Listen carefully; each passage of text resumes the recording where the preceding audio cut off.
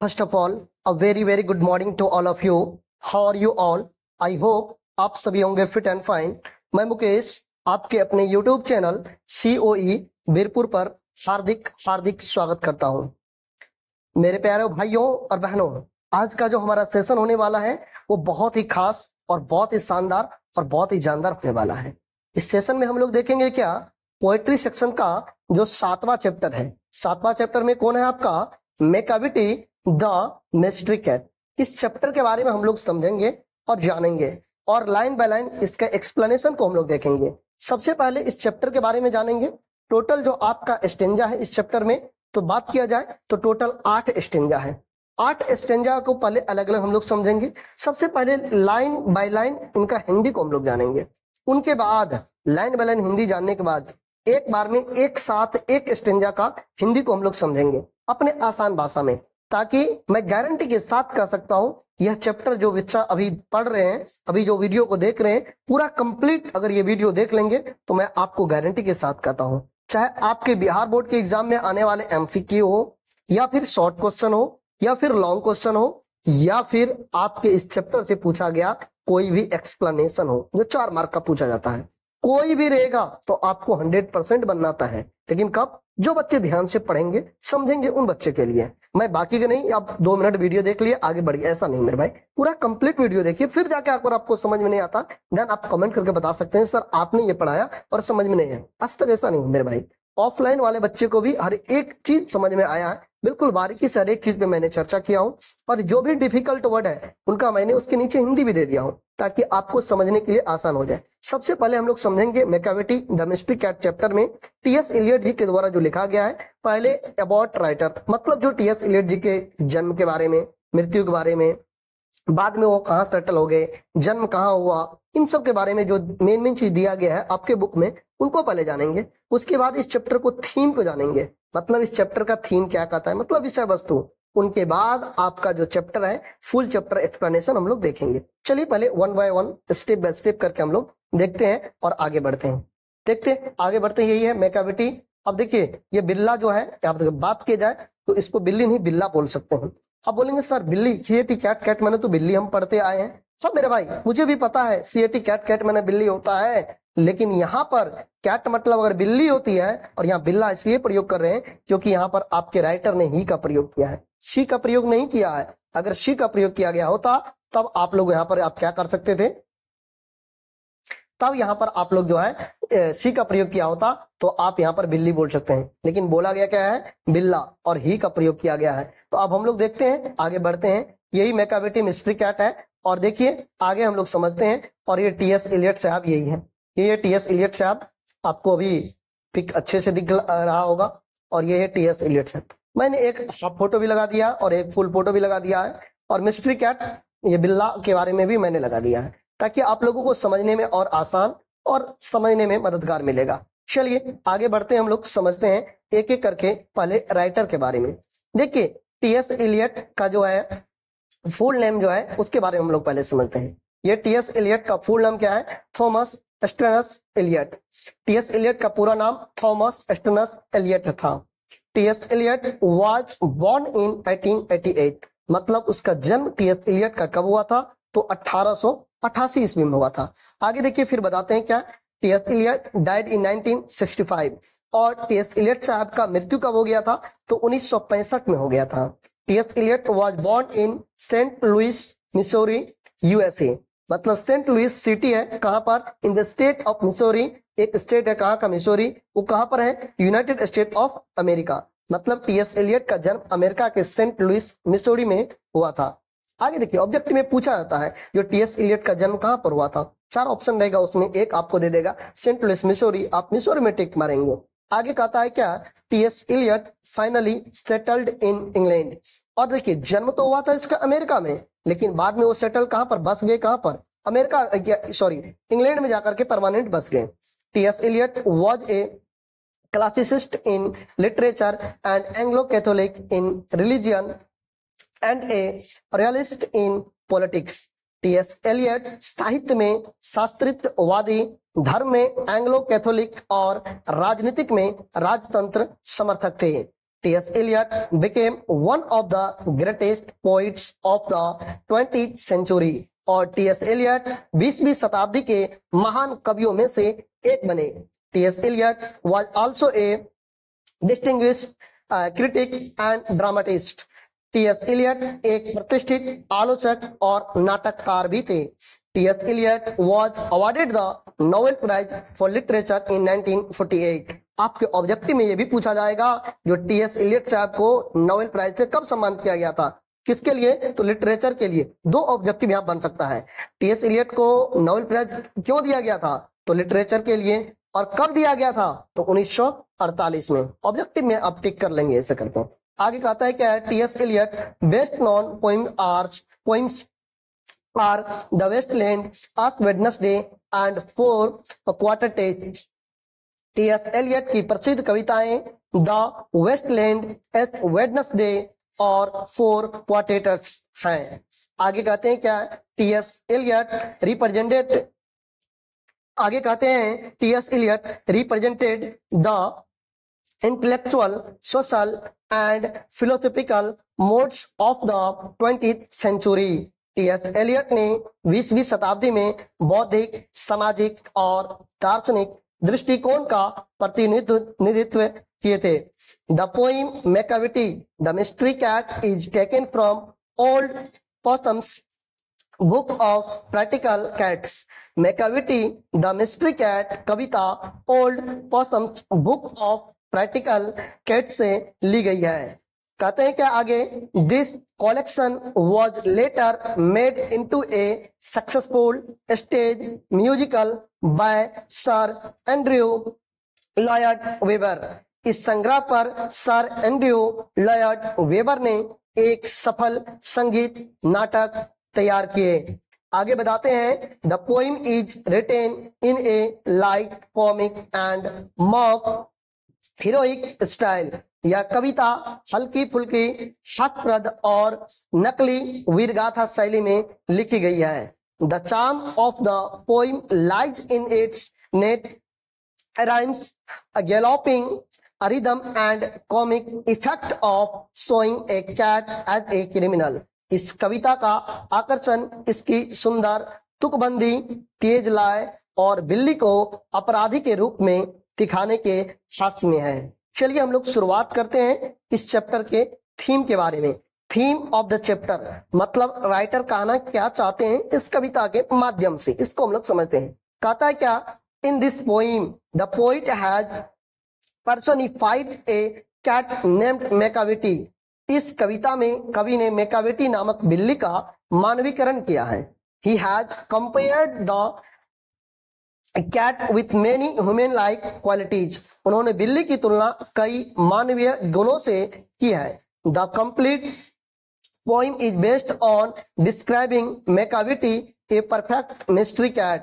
पूरी कविता मैकाविटी को एक आदर्श रहस्यमय बिल्ली के रूप में वर्णित करने पर आधारित है. इस कविता में कवि टी.एस. एलियट ने एक बिल्ली मैकाविटी का वर्णन किया है, लेकिन उन्होंने केवल एक सामान्य बिल्ली नहीं माना बल्कि उसका मानवीकरण किया है, यानी बिल्ली को इंसान जैसे गुण और आदतें दी हैं. कवि बताते हैं कि मैकाविटी कोई साधारण बिल्ली नहीं है बल्कि वह बहुत चालाक, रहस्यमयी और अपराधी प्रवृत्ति वाली बिल्ली है.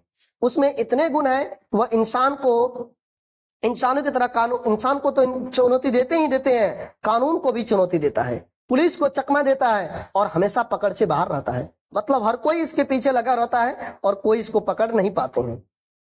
कवि ने उसे द हिडन पॉ मतलब छुपा रुस्तम कहा है, क्योंकि हर अपराध के समय उसका हाथ जरूर होता है, लेकिन जब जांच की जाती है तो वह वहां पर मौजूद नहीं मिलता है. इस तरह कवि ने बिल्ली की तुलना एक बड़े अपराधी या गैंगस्टर से की है.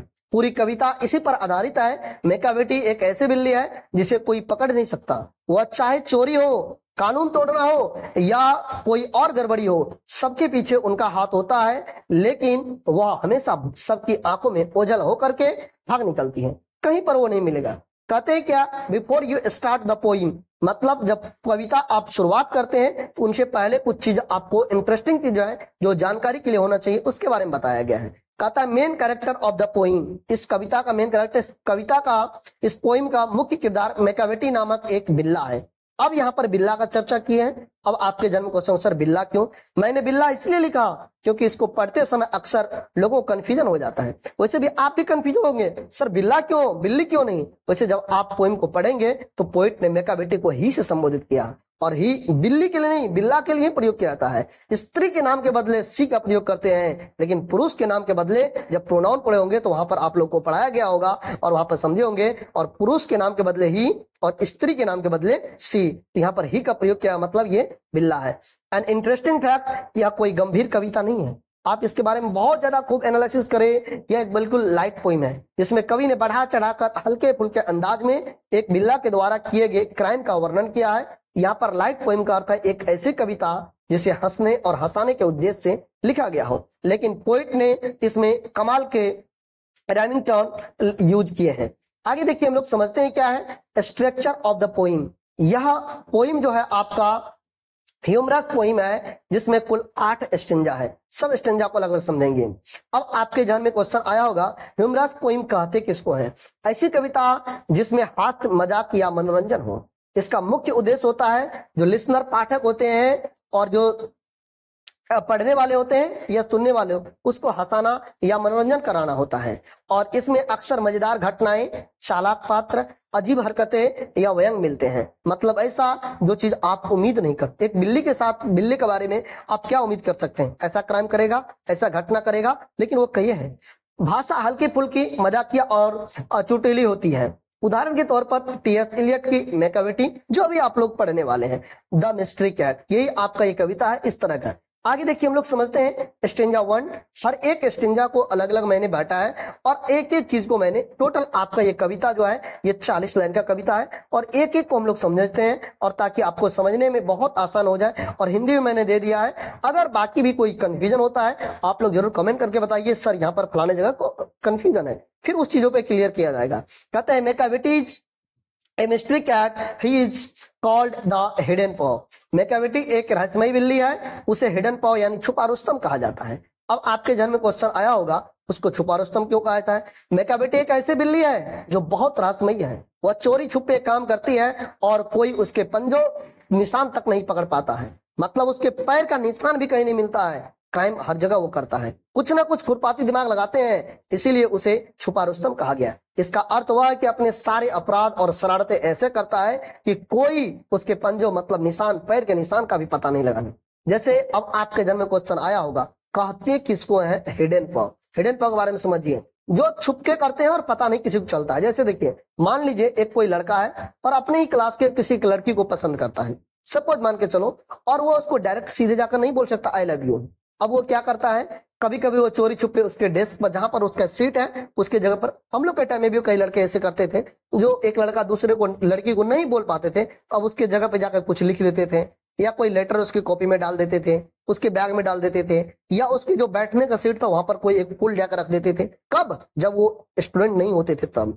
कभी उसका किताब में बिना नाम लिखे एक छोटी सी चिट्ठी डाल देते थे, या कभी उसके जन्मदिन पर गिफ्ट आ जाता था लेकिन देने वाले सामने नहीं दिखता था। यहाँ भी लड़का को पता है, यहाँ पर लड़की को पता है कोई छिपकर उसके लिए ये सब कर रहा है, लेकिन किसने किया यह साबित नहीं हो पाता है, क्योंकि उसके सामने आएगा तभी तो। यही है हिडन पॉ। काम हुआ, असर पड़ा, लेकिन करने वाला का पता ही नहीं चला। तो अब देखिए, अपराध की दुनिया में यह काम कौन करते हैं? मैकावेटी करते हैं। चोरी तो करता है लेकिन उसके पैर का निशान तक कहीं पर नहीं मिलता है। और रोमांस की दुनिया में अगर प्रेमी प्यार जताता है लेकिन बिना नाम या पहचान बताए करता है, वही है हिडन पॉ। आगे देखिए हम लोग समझते हैं क्या कहता है। For he is the master criminal who can defy the law. कवि कहते हैं कि मैकावेटी एक मास्टर अपराधी है, वो बहुत बड़ा अपराधी है, अपराधी के साथ साथ बड़ा अपराधी, मतलब अपराधी के मामले में वो मास्टर किए हुए हैं, जो कानून को भी तोड़ सकता है। वह इतना चालाक है कि कानून को भी चुनौती दे देता है और पकड़ा नहीं जाता है। अब देखिए कितना एक सही में खतरनाक है। He is the bafflement of Scotland Yard, the flying squads disappear. अब बताते हैं क्या मैकाविटी चालाकी से स्कॉटलैंड यार्ड मतलब लंदन की पुलिस और फ्लाइंग स्क्वाड मतलब विशेष जो एक गठन होते हैं उसको भी हैरान करके वो परेशान कर देते हैं और वो लोग निराश हो जाते हैं। वो लोग आते हैं इन्वेस्टिगेशन के लिए लेकिन कहीं पर मिलते नहीं, यानी पुलिस जितनी भी कोशिश कर ले उतनी बार ये क्या होते हैं, असफल होते हैं। ये लोग मीटिंग पे मीटिंग करते हैं स्कॉटलैंड यार्ड के, लेकिन कहीं पर ये कौन मैकाविटी बिल्ला आपका नहीं मिलता है। पूरा जगह रोड रोड पर लगा देते हैं, कौन चीज, पुलिस का गाड़ी रोड पे लगा देते हैं चेकिंग का। और यहाँ पर देखिए आपके सामने है, ये पूरा बंदूक लेकर के खोज रहे हैं लेकिन यह बिल्ला कहीं नहीं मिलता है। कहता है for when they reach the scene of crime Macavity is not there. और जब भी कोई अपराध होता है और पुलिस वहां पर पहुंचता है तो मैकाविटी वहां पर नहीं होता है। वो हमेशा बच निकलता है, वो उसके खिलाफ कोई सबूत नहीं छोड़ता है ताकि वो कोई सबूत भी उसको मिलेगा तो उस सबूत के अकॉर्डिंग उसको ढूंढेंगे। Macavity Macavity there is no one like Macavity. और कभी फिर एक बार जोर देकर कहते हैं मैकाविटी जैसा दूसरा कोई अपराधी नहीं है, उसकी चालाकी और रहस्यवाद अद्वितीय है। आगे देखिए हम लोग समझते हैं पूरा एक साथ एक स्टेंजा को, स्टेंजा 1 का हिंदी एक साथ समझते हैं। मैकाविटी कोई साधारण बिल्ली नहीं है बल्कि एक रहस्यमयी बिल्ली है। उसे सब हिडन पॉ यानी छुपा रुस्तम कहते हैं क्योंकि वह अपराध तो करता है पर कभी कोई सबूत नहीं छोड़ता। वह अपराधों का उस्ताद है और कानून की परवाह ही नहीं करता। इतना ही नहीं, उसकी चालाकी से ब्रिटेन की सबसे बड़ी जांच संस्था स्कॉटलैंड यार्ड भी परेशान रहती है। अपराध को सुलझाने में माहिर फ्लाइंग स्क्वाड जैसी पुलिस टीम भी उसके सामने बेबस हो जाती है। जब जब वे अपराध स्थल पर पहुंचते हैं मैकाविटी पहले से वहां से गायब हो चुका होता है। पुलिस चाहे कितनी कोशिश करे लेकिन उसके खिलाफ कोई सबूत नहीं मिलता। मैकाविटी हमेशा सबको चकमा देकर के बच निकलता है। उसकी रहस्यमयी आदतें और अपराधी दिमाग से उसे सबसे अलग बनाते हैं। कभी कहते हैं कि सचमुच दुनिया में मैकाविटी जैसा चालाक और रहस्यमयी दूसरा कोई नहीं है। सही में इतना खतरनाक काम करते हैं फिर भी नहीं पकड़े जाते हैं। He is broken every human law. He breaks the law of gravity. अब देखिए इसमें बताते हैं लॉ ऑफ ग्रेविटी मतलब क्या होता है, गुरुत्वाकर्षण का नियम। जैसे कोई चीज को ऊपर की ओर फेंकते हैं और वो नीचे की ओर गिरते हैं, किसके कारण नीचे आ जाते हैं, गुरुत्वाकर्षण के कारण। तो यह प्रकृति के सबसे बड़ा नियम है, जो भी यही चीज ऊपर जाती है उसे धरती खींच कर नीचे आ जाती है। इसी वजह से हम जमीन पर टिके रहते हैं। आप कभी जंप करिए ऊपर की ओर, आप फिर नीचे गिर जाएंगे। कोई बॉल को फेंक के ऊपर की ओर, वो नीचे आ जाएगा। अगर हमें कोई गेंद ऊपर फेंकते हैं वो भी नीचे आ जाते हैं। यही गुरुत्वाकर्षण तो है। हम लोग हवा में उड़कर गायब क्यों नहीं हो जाते हैं, क्योंकि धरती हमें अपनी ओर खींच रहती है। कभी कहते हैं कि मैकाविटी ने इंसानों के हर कानून को तोड़ डाला है। इतना ही नहीं, वह प्रकृति के सबसे बड़े नियम गुरुत्वाकर्षण, मतलब वह जब ऊपर जाता है तो ऐसा नहीं कि ऊपर से नीचे आता है, ऊपर में ही लटक जाता है। ऐसा लगता है उसके अंदर कोई जादुई शक्ति हो। आप देखे होंगे जादू वाले, वो आते हैं बोलते हैं डमरू के कमाल पर बताओ मानव को मैं क्या घोड़ा बना दूं, बताओ मैं सांप बना दूं। वो जादू के कमाल पर सब कुछ कर देते हैं। लेकिन ये ऐसा जादू इसके पास भी है। किसके पास, मैकाविटी के पास। ये सीधा ऊपर की ओर जाते हैं और ऊपर में रुक जाते हैं और वो अपराधी धरती और आसमान के नियम को भी नहीं मानते। कहता है power of limitation would make a फकीर स्टेयर। और देखिए इसके पास जो शक्तियां हैं, लिमिटेशन हवा में उठ जाना, बिना किसी के सहारे वो ऊपर में रुक जाएगा। और देखिए ये ऐसा किसके पास होते हैं, या तो जादूगर वाले के पास होते हैं, जो साधु योगी होते हैं उन लोगों के पास भी कुछ लोगों के पास ऐसा नॉलेज होते हैं जो लोग जादू के बल पे कर देते हैं। वो बोलते हैं देख इस अंगूठी के कमाल पर ऐसा जादू घुमाता है जो आदमी बन जाता है सांप, आदमी बन जाता है कबूतर। वैसा ही जादू उनके पास है। वो क्या करते हैं, जमीन से ऊपर चले जाते हैं लेकिन ये कहीं पर नीचे नहीं गिरते हैं, ऊपर ही रुके रह जाते हैं। लेविटेशन का मतलब ही होता है बिना किसी सहारे के हवा में ऊपर की ओर उठने या फिर लटके रहने की क्रिया को लेविटेशन कहते हैं। आपने अक्सर फकीरों या साधु संत को करते देखा होगा, लेकिन मैकाविटी के पास हवा में उठने जाने की अद्भुत शक्ति है। उसकी यह क्षमता देखकर कोई भी फकीर योगी भी हैरान होकर उसे घूरता रह जाएगा। कहते हैं कि इसका अर्थ है कि मैकाविटी के पास ऐसा रहस्यमय गुण है जिन्हें इंसान भी समझ नहीं सकते।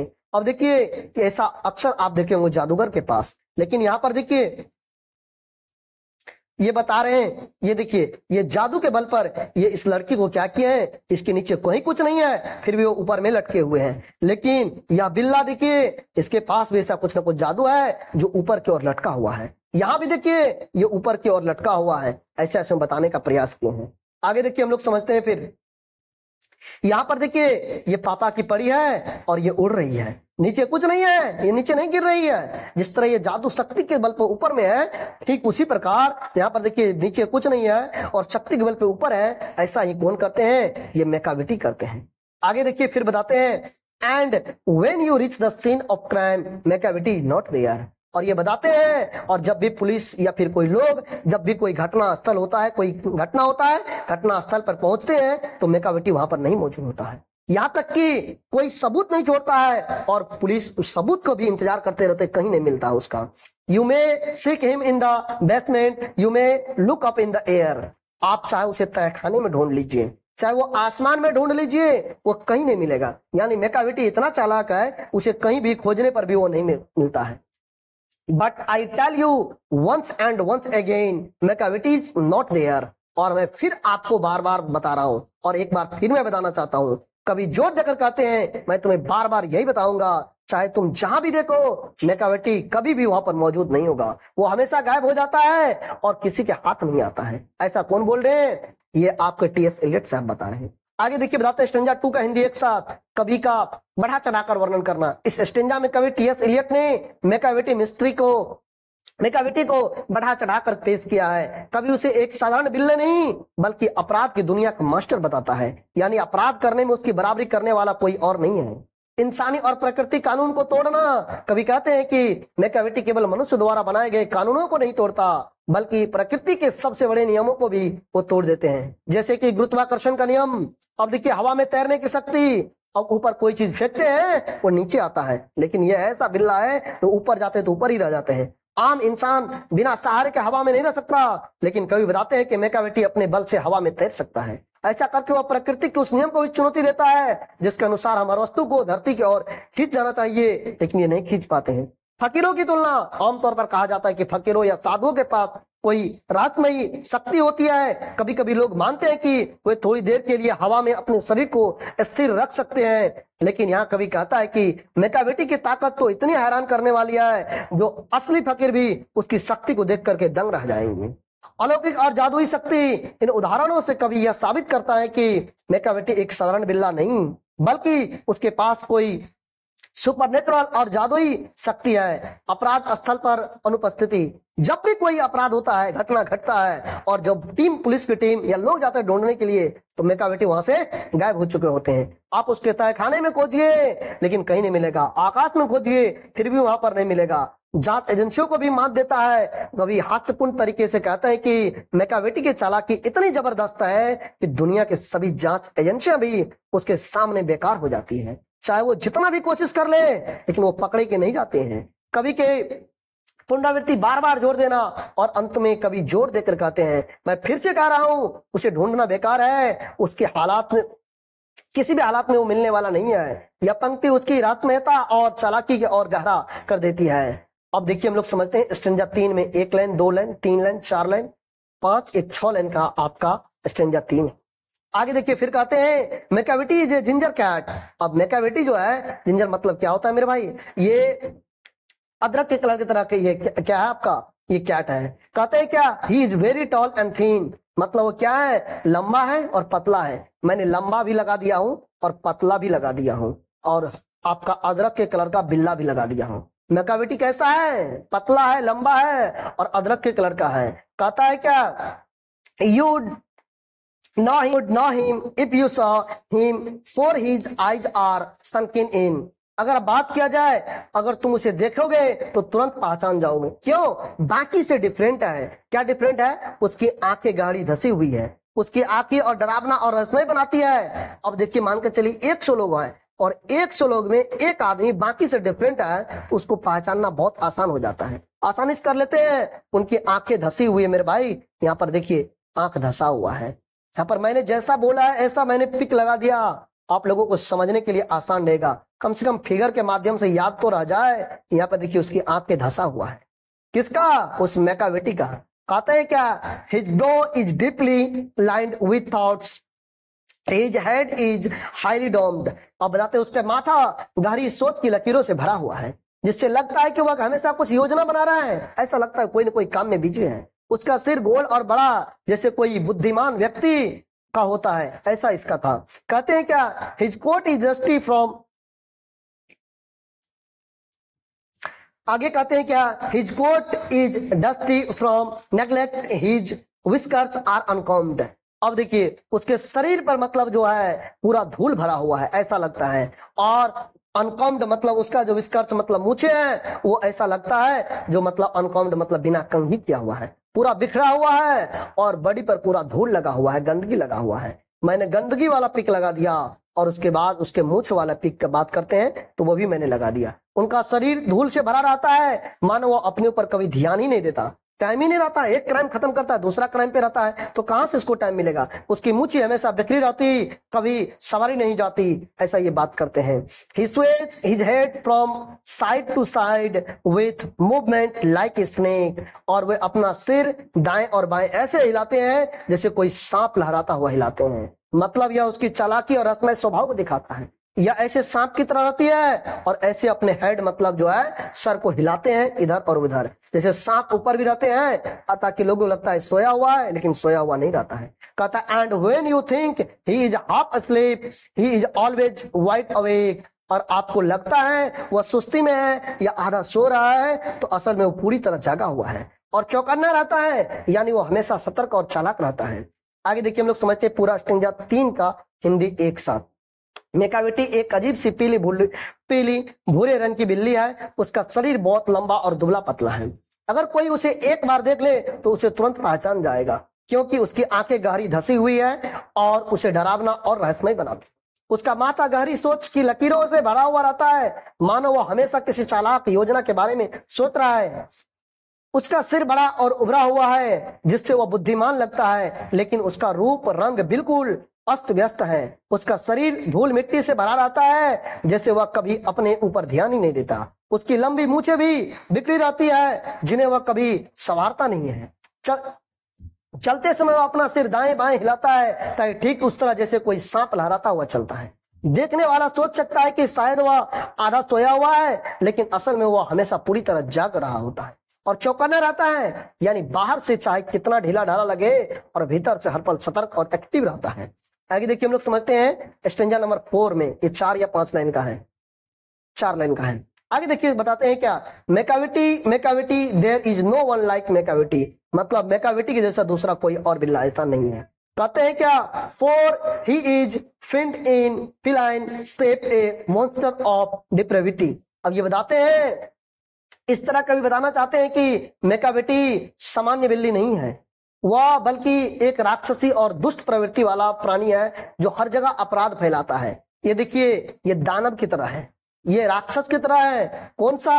ये मेकाविटी ऐसा है, समझाने का प्रयास किए हैं। आगे देखिए बताते हैं क्या, You may meet him in a by street, you may see him in the square. आप चाहे उसे तो किसी गली में मिल सकते हैं, आप चाहे तो किसी चौक में मिल सकते हैं जो चारों तरफ से रास्ता आता है। कभी क्या कहना है कि यह अपराधी बिल्ली किसी एक जगह तक सीमित नहीं है, वह कभी छोटी गली या अंधेरी गली या सुनसान सड़क जहां खाली है वहां भी आपको दिखाई दे सकता है, या फिर स्क्वायर चौक चौराहा जहां भीड़ वाला जगह है वहां भी आपको दिखाई दे सकता है, मिल सकता है। लेकिन उनकी खासियत यह है कि जहां अपराध होगा वहां पर आपको पकड़ा नहीं जाएगा, वहां पर आपको नहीं मिलेगा। कहता है but when a crime discovered the Macavity is not there, और जैसे ही कोई क्राइम अपराध आपको पता चलेगा, फलाने जगह कोई क्राइम हुआ है, तो वहां पर आपको मेकाविटी नहीं मिलेगा। जैसे कोई मोहल्ला में चोरी हुआ, लोग शक तो करते हैं मेकाविटी ने किया, लेकिन जैसे ही पुलिस वहां पहुंचती मेकाविटी वहां से गायब, उसके खिलाफ कोई सबूत या कोई गवाह नहीं मिलते। इसीलिए कभी कहना है अपराध की खोज होने पर मेकाविटी कभी वहां पर मौजूद नहीं रहता। मेकाविटी अपराध तो करता है लेकिन कभी पकड़ा नहीं जाता, अपराध स्थल पर नामो निशान तक कहीं नहीं मिलता उसका। आगे देखिए स्टेंजा नंबर 5 में हम लोग समझते हैं क्या कहता है। ये बताते हैं क्या, ही इज आउटवर्डली रिस्पेक्टेबल, और बताते हैं जैसे ही चीट्स एट कार्ड्स। अब बताते हैं क्या, देखिए कभी क्या कहना है कि चीट एट कार्ड्स मतलब ताश जब खेलते हैं उसमें भी ये धोखा देते हैं। कभी कहते हैं कि मेकाविटी ऊपर से देखने में बहुत शरीफ और इज्जतदार लगता है। गाँव में सुने हैं ना, मोनहा बहुत टोनहा, दिखने में जितना सिंपल उतना ज्यादा खतरनाक। जो लोग उसे जानते हैं वो सोचते हैं वह कोई भला आदमी नहीं है, जैसे मोहल्ले में कोई सामान्य व्यक्ति, लेकिन यह केवल दिखावा का है। असल में उसका स्वभाव चालाक और धूर्त। लोग कहते हैं कि जब वो ताश भी खेलता है तो ईमानदारी से नहीं खेलता, बल्कि धोखा देकर जीतने की कोशिश करता है। इसका मतलब यह हुआ कि मेकाविटी बाहर से सभ्य और सज्जन बनने का ढोंग करता है, लेकिन उनकी असली पहचान जो है वो एक धोखेबाज अपराधी की है। कहता है क्या, and his footprints are not found in any file of Scotland Yard. मतलब फुटप्रिंट्स मतलब होता है उसके पैर का निशान। मैंने पैर के निशान बोला तो उसका पैर के निशान का मैंने पूरा पिक लगा दिया। मतलब ये बिल्ली का पैर का निशान कहीं नहीं आपको मिलेगा जब वो कोई क्राइम करेगा या कुछ भी करेगा तो। यहाँ तक कि पुलिस के पास भी इसका कोई सबूत नहीं रहता है। मैकाविटी के पैरों का निशान कभी भी स्कॉटलैंड यार्ड की किसी भी फाइल रिकॉर्ड में नहीं मिलते। मतलब पुलिस कभी उसके खिलाफ कोई सबूत नहीं पकड़ पाती, कहीं भी नहीं मिलता। एंड व्हेन द लाडस लूटेड और द ज्वेल केस इज अराइफल्ड। और ये बताते हैं क्या, लाडर मतलब खाने पीने का जहां सामान रखते हैं, जहां किचन में बहुत सा सामान रखते हैं। लूटेड मतलब लूट गया, और ज्वेल केस मतलब गहनों का डिब्बा, और एफल्ड मतलब छान मारा गया या लूट लिया गया। कहते जब भी खाने का भंडार लूटा गया है या गहनों का डब्बा चोरी कर लिया जाता है तब भी जिम्मेदार इसका कौन होते हैं, मैकाविटी है। लेकिन कोई प्रूफ्स नहीं होते हैं जो इसको कुछ कर पाएंगे। आगे कहते हैं क्या, और when the milk is missing और अनदर पिग्स बीन स्टाइफल्ड। अब ये बताते हैं अगर कभी दूध गायब हो जाए या किसी पालतू पेंचीज मतलब कुत्ते का गला दबा, अगर कोई घर में अपना कुत्ता पाल के रखे हुए कोई नहीं है, मैकाविटी आया कुत्ता का गर्दन पकड़ा दबा दिया, मतलब कुत्ता को मार दिया, तब भी लोग समझते हैं यह काम कौन किए हैं, मैकाविटी भी किए हैं। लेकिन किसी के पास कोई प्रूफ नहीं होता है। कहता है क्या, और the green house glass is broken and the drill is past repair.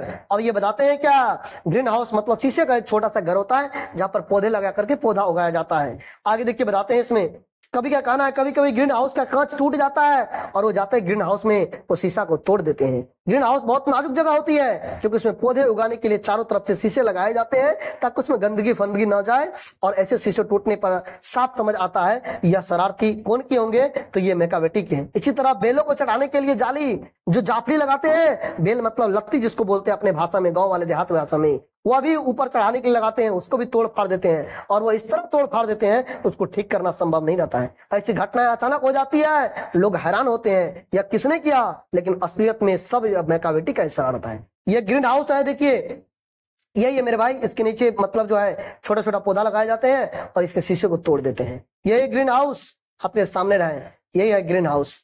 आगे देखिए, और जाफड़ी की बात करते हैं, दोनों लकड़ी का भी बनाया जाता है, बांस बत्ती का भी बनाया जाता है, और लोहा का भी बनाया जाता है, तार का। यहाँ पर देखिए ये लत्ती को ऊपर चढ़ाने के लिए लगाते हैं, यहाँ भी लगाया गया है, इसको भी तोड़ फाड़ देते हैं। ये ऐसा खतरनाक है, कौन, मैकाविटी। लेकिन जब भी खोजने के लिए जाओ ये कहीं नहीं मिलेगा। कहता है there is the wonder of the things Macavity is not there. और सबसे हैरानी की बात यह है जब यह घटना होती है तब मैकाविटी वहां पर मौजूद नहीं होता है, यानी वो अपराध करता है लेकिन पकड़ में कभी भी नहीं आता है।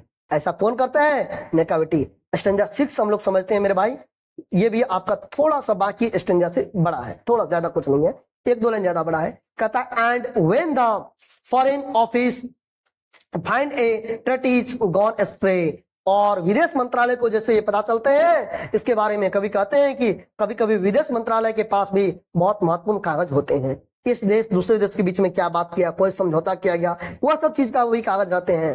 आज आपके पास पूरा डिजिटल हो गया, उस टाइम इतना डिजिटल नहीं था, फाइल बना कर रखते थे, लेकिन अचानक पता चलता है कि वह कागज अपनी जगह से गायब हो गया है। मतलब ऑफिस में जाकर भी कारनामा करते हैं, कौन, ये मैकाविटी। वो खो गया या कहीं गलत जगह चला गया है, या बड़ी हैरानी की बात होती है इतनी महत्वपूर्ण चीज बिना किसी कारण के गुम हो जाती है।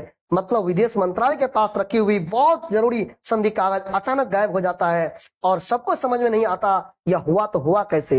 लेकिन यह काम कौन करते हैं, मैकाविटी करते हैं। कहते हैं क्या, और the admiralty lose some plan and drawings by the way. अब ये बताते हैं क्या, मल्टी मतलब नौसेना विभाग, जहां पर जहाज वाले जो होते हैं उनका भी फाइल मतलब कुछ कागज वगैरह कुछ नक्शा वगैरह रखते हैं। हो सकता है आगे युद्ध होगा, हो सकता है या कोई नया मतलब वो लोग जो है क्या कहते हैं पानी का जहाज मंगाएंगे, उस तरह का जो बात करते हैं वो लोग रखते हैं, नक्शा बना रखते हैं, उनको भी ये नक्शे को गायब कर देते हैं। और आश्चर्य की बात यह है कि इतने कीमत कागज भी रास्ते में ही गायब हो जाते हैं और कहीं इधर उधर खो जाते हैं। मतलब जैसे विदेश मंत्रालय का जो कागज गायब हुई वैसे ही नौसेना विभाग के जरूरी नक्शे भी योजनाएं बिना किसी कारण लापता हो जाते हैं। यह कौन करते हैं, यह मैकाविटी करते हैं, लेकिन किसी को पता नहीं ये कौन कैसा कर रहे हैं और कोई सबूत ही नहीं मिलता है। कहता है there may be a scrap of paper in the hall or on the stair. अगर बात करते हैं स्टेयर की, मतलब या तो आपको उसका टुकड़ा कागज का वो फाइल जो रहता है उसका नौसेना विभाग का या फिर विदेश मंत्रालय का, उन सारे पेपर को फाड़ फूड़ के इधर से उधर कर देते हैं, या तो हॉल में फेंक देते हैं या तो सीढ़ी पे फेंका हुआ मिलेगा।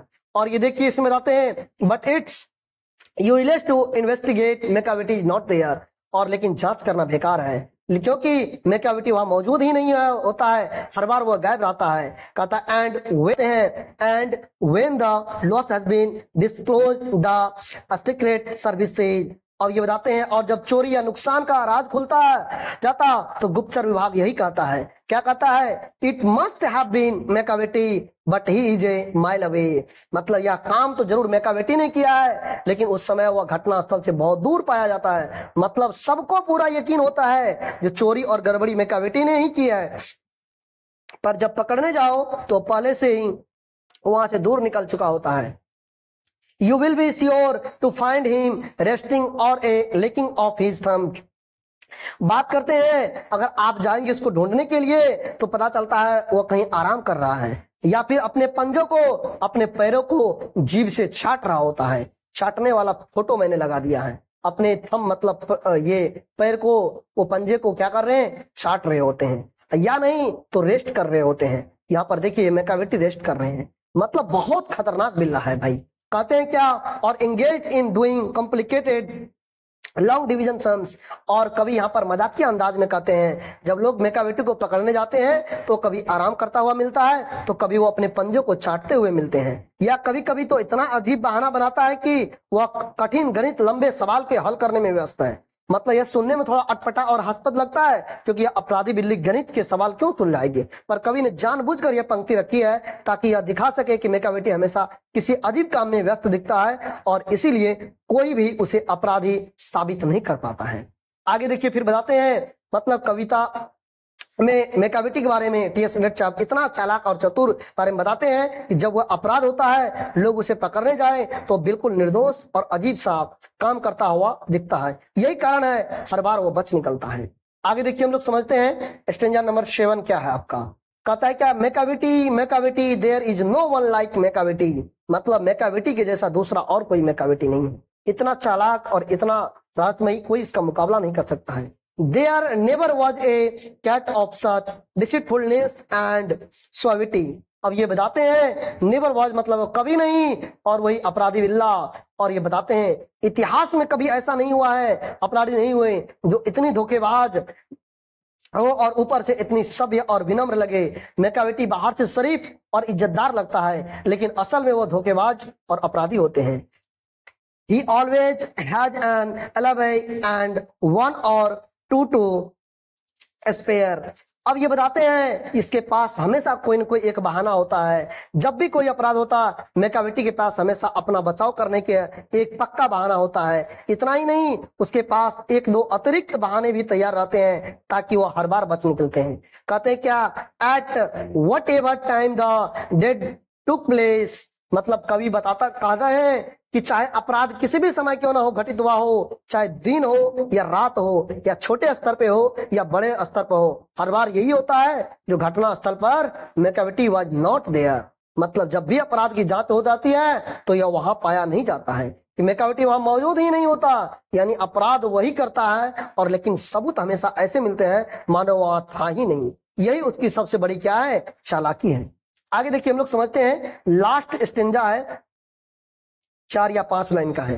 देखिए कहते हैं क्या, and they say that all the cats whose wicked deeds are widely known. अब ये बताते हैं कवि यहाँ उन अपराधी बिल्लियों की बात करता है जिनके बुरे काम सबको मालूम है। मतलब उनकी चोरी, धोखा और शरारतें इतनी मशहूर हो गई है कि लोग उनके नाम से ही डरते हैं और जगह जगह उनकी चर्चा होती है। लोग कहते हैं कि ऐसी बिल्लियां जैसे मंगोदरी और ग्लिडब्लोन बहुत चालाक और बदनाम है।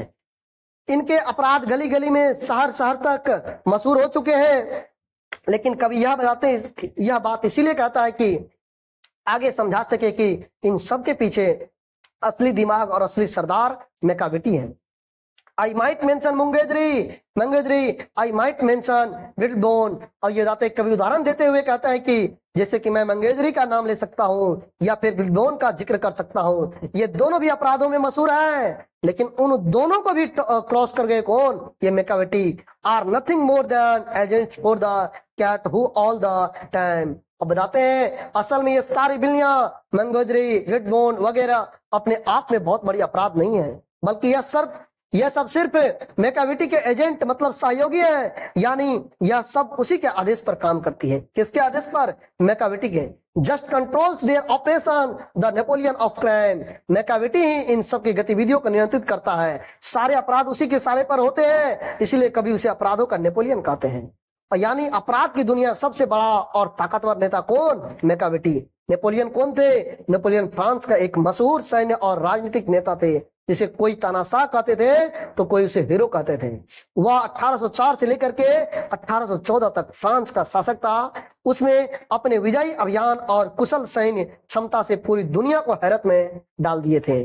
अब देखिए हम लोग समझते हैं एक साथ अपना स्टेंजा नंबर लास्ट 8 जो है। कभी इस अंतिम स्टेंजा में बताता है कि मैकाविटी जैसा कोई और नहीं। सबसे पहले वह कहता है कि दुनिया में कभी भी इतना धोखेबाज और चालाक अपराधी बिल्ली नहीं हुआ। मैकाविटी की सबसे बड़ी चाल यही है कि उसके पास हमेशा अपना बचाव करने के लिए एक से ज्यादा बहाने रहते हैं। भाई का मतलब है कि कोई गवाह या सबूत यह बताता है कि अपराध होने के समय आप किसी दूसरी जगह पर थे, इसीलिए आप दोषी नहीं हो सकते। इसी कारण जब भी कोई अपराध होता, चाहे दिन हो या रात हो, छोटा अपराध हो या बड़ा, हर बार मैकाविटी अपने बहानों और गवाहों की वजह से बच निकलता है। इसके बाद कवि कहते हैं कि वे सारी बिल्लियां जिनके बुरे और खतरनाक काम सबको मालूम है, जैसे कि मंगेजरी और लिटिल बोन, असल में अपने आप को बहुत बड़े अपराधी नहीं है। वे सब सिर्फ मैकाविटी के एजेंट या जासूस हैं। वो अपराध वही करते जो मैकाविटी उन्हें करने के लिए कहते हैं। यानी उसकी टीम का सरदार, हेड बॉस कौन है? मैकाविटी है। यानी वह सबकी गतिविधियों पर नजर रखता है और सब कुछ खुद कंट्रोल करता है। अंत में कवि मैकाविटी को नेपोलियन ऑफ क्राइम कहता है। इसका मतलब है कि जैसे नेपोलियन अपनी योजनाओं और शक्ति के दम पर पूरे फ्रांस और आधे यूरोप पर राज करता था, उसी तरह अपराध की दुनिया में मैकाविटी अपनी चालाकी और योजना और नियंत्रण से राज करता है। ऐसा इसमें बताए हैं आपके राइटर कौन? टी.एस. इलियट ने।